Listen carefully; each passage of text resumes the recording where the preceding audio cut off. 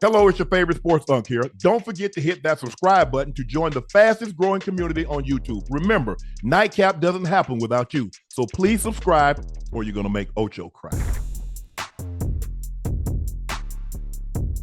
Mike McCarthy cited Trevon Diggs confronting a television reporter after last night's loss an example of the team frustration with its 3-4 record. We have to be better in those moments. I always talk about staying on the high road. That's a part of our responsibility in this business. But I'm not ignorant or naive to the fact that this generation, that's part of the world they live in, the social media world. You have to manage that. That's part of being a professional athlete, and that's part of representing this organization properly. Diggs addressed the situation with teammate Michael Parsons on Parsons' podcast today. I just felt like it was unnecessary. I just felt like he was trying to use my name for clicks. And after the game, I just happened to see it. Oh, I ain't gonna lie. Let me finish what he said. I just happened to see it. I clicked on it. Then I seen who it was. I was like, oh, he's right here. I just saw you. I went up to him and just spoke how I felt. Me, if I was playing now, Ocho, I ain't gonna even look at social media until I get on the bus. Right. Or damn near to the plane. Because I don't want to have the check. Because look, I get it. When you lose, it's tough. When you win. But if the guy praised him, would he have confronted the guy and said, hey, man, I appreciate them words of encouragement, man. That's great. Not at all. But what I don't like from the media side, especially from beat reporters, everything is magnified. Everything is magnified when you're losing. So to me, and no disrespect, because I know how you feel about it. And I did say he was loafing on the play. But as a defender, when you have two defenders that are in a better position to make the play than you, sometimes you slow down because you expect them to make that play. But you can't assume that. You're right. You can't assume that. You got to be running all the way through. But what I don't like is the fact that when you are losing, some of the smaller stuff, I call it nitpicking. When you're losing as a team, there's certain things you can get away with, and there's certain things you can't when you're losing. And that's one of them. So now they're gonna find anything they can to say, well, see, this is one of the reasons why we're losing right there. Trevon Diggs not running. But he's not lying. Think about how bad your defense is dead lag at stopping the run. So what does that mean? Running is what? Right. Effort. That's effort. All we ask is effort. I can't look here. I can put you in a great situation, but if you don't give me the effort, it's all for naught. So let's just say for the sake of argument, on that play, he was loafing. The next play, somebody else was loafing. The next play, somebody else was loafing. Now you get how you're dead last at stopping the run. Now you see why you're dead last. Now you see why you're not attacking the quarterback, because everybody all it takes is one. So you know what? That's okay, Trevon. Next time it's somebody else.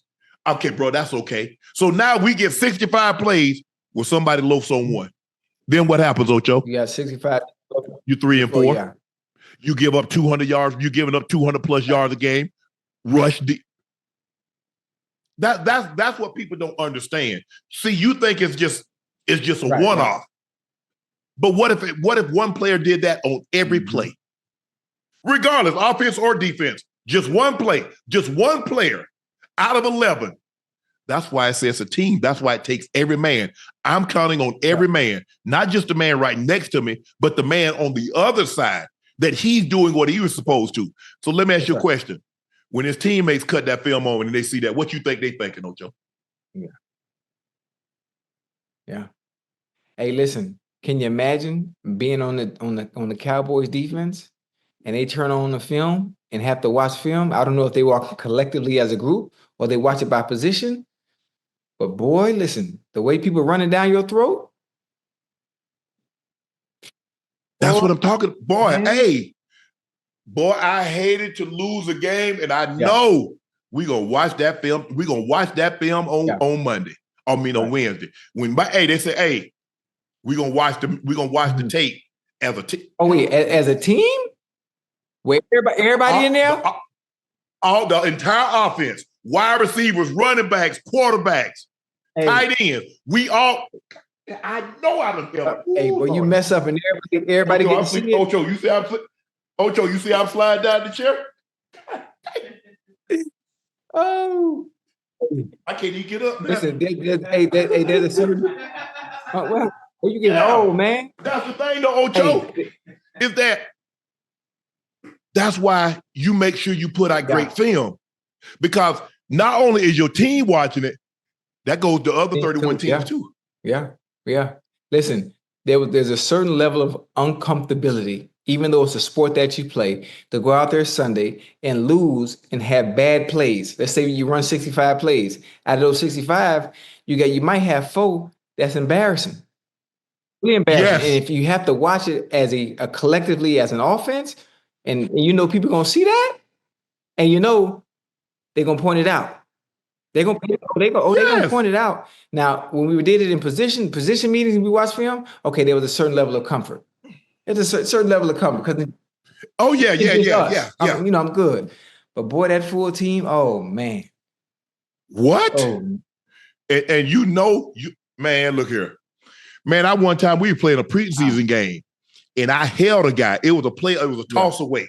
And I'm supposed to cut off. It was like the safety had dropped down in the box. And I grabbed him from behind. Oh, you couldn't cut him off because he came shot down too fast. Huh? He came down and cut across. I knew it. Yeah. Mike said, "Don't hold him." He said, "If he catch TD from the backside, I need to get a new back." But if you get a penalty, now you're gonna take away a big run. Okay. But that was hey, look here, man. The meetings, people, y'all don't understand. We already knew there are sometimes you had to have armadillo. Oh, yeah. You had to have a shell to go up in that thing. Because, hey, Mike, Alex Gibbs, now sometimes Cool was a little bit more subtle about it. He's like, 84, you're better than that. I know we expect you to make that play. Alex Gibbs ain't give a damn. The offensive line coach, all them muscles, 84, what the hell you lift the weights for? Mike, hey. Yeah. That ain't good. My favorite. Yeah. That ain't good. My favorite as far as chastising by a coach where everybody even. Nobody special. When I went to New England, when I went to New England, saw Bill Belichick chew Brady ass out in front of the entirety of the offense, the entirety of the team on why they lost to the Jets and whatever playoffs that was that year. The divisional round the year before. And he came back and purposely had tape and film on the reason on why they lost, and he pointed out all of Brady's bad plays. I was like, you got to be kidding me. I got to be getting punked. I got to be getting punked. Bill, what the fuck is this shit? How do we expect to compete if you're playing, you're making mistakes like that? What the, huh? Oh, he talking to 12 like that? I looked over at Vince Wilfork. I never forget. And my eyes, and I'm like, is he serious? Vince just did just like this, nod his head. Boy, it's a different ball game. So I got a better understanding. Okay, this is why these motherfuckers win year out, year in and year out, and had 20 years worth of success. Hey, that's how Mike wouldn't do John like that. They would have a meeting. John would go to his office. John was like, "Okay, he jumped in my ass. I'm gonna jump in. I cover for you. I'm about to jump in your ass." That's how it was. We were accountable. Oh, yeah. Be it 80, 87, because obviously, and people ask, why you call, that's how we refer to guys. We refer to guys as the numbers. 80, 87, 30. Even though we call TD Jew. Most of us went by number 7. We held everybody accountable. It didn't matter what your resume said. That ain't what it said on that play. I ain't talking about, we can't take the Pro Bowls and the All Pros and all that other stuff you got. We couldn't take that away. But on that play, that was a bull jive. And that'll get us beat. Diggs also made an interesting comments when talking about the reason for the loss against the 49ers. I feel like it was their coach. They had great coaching. They adjusted to the things we were running. I feel like every time they called, it was just a counter to what we were in. It was just like SOL. They got good players. They got the right pieces, so they were executed. Wow. At some point in time now, I remember Chris Richard. He wasn't no good. What's the guy name from Tampa? What was the guy name? He was the head coach of the Detroit Lions. Rod Marinelli. He didn't get it done. Mike Nolan, he didn't get it done. At what point in time, and that was the problem that I had. At what point in time do players accept responsibility? So let me guess. That's what Zim, he coached you to do that on that play.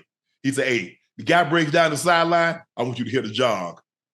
Because maybe somebody else will make the play. That's what he coaches? Mm-mm. Fit responsibility. What's your gap integrity? You supposed to be in the A gap, have your ass in the A gap. If the guy goes in the B, that ain't got nothing to do with me. I'm A. B or C ain't got ish to do with Shane. I don't, man, why won't people accept responsibility? Is it really that hard to be accountable? I'm wrong. You know what? I was wrong, man. I got to play better. It's okay. What Trevon needs to understand is that, Trevon, you're one of the better corners in the league. You should demand more of yourself. Damn what they expect of you. You should demand that. You should say, you know what? I want to be an all-pro. I'm trying to make the all-pro team every year. Man, I'm trying to go Canton. I don't know. What are you guys playing for? Y'all want to have the biggest chain. Y'all want to have the most cars. Y'all want to have the most, guard. I don't know what you're looking for. But what you want? You making a boat ton of money. Don't you want to be like, when it's all said and done, when you go back, how revered you are in Cincy. When I go back to Denver, how they applaud. Yeah, I don't get it, man. I just don't get it, man. And listen, you think the reporter, pointed that out. Wait till they play this weekend. Wait till they play the weekend after that. Because everybody gonna be watching, everybody tune in. Because now, remember, you got the star on your helmet. Everybody's watching the team with the star on the helmet.